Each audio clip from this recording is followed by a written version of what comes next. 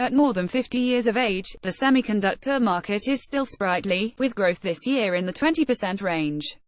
And with high growth comes short supply, which is why DRAM and flash prices have risen this year. Samsung, which already produces around half the world's supply of both commodities, plans a dramatic increase, almost 2.5x in next year's capital expense capex budget in production facilities, to $26 billion. To put this in perspective, Intel's 2017 capital budget after a 25% increase from 2016 was only $12 billion.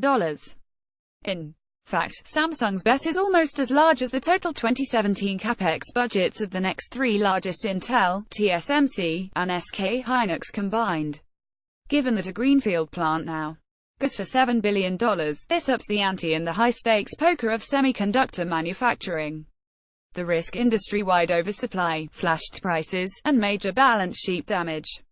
But it's not all bad. We get cheaper memory and storage for a while. EndgameEach of Samsung's top competitors now faces a difficult choice.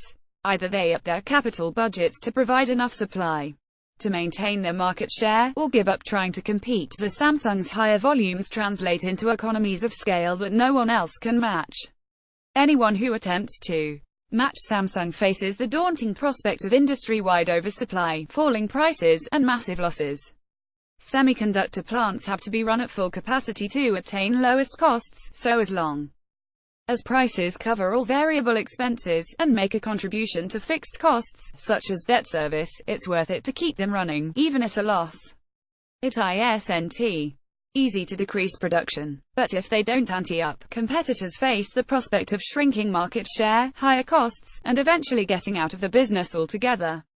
And don't count on an Intel and Micron joint venture to counter Samsung. Intel got out the DRAM business decades ago, and they've done very well despite it. Intel Micron may be counting on their 3DX point non-volatile RAM and VRAM to rewire the DRAM and flash markets in their favor.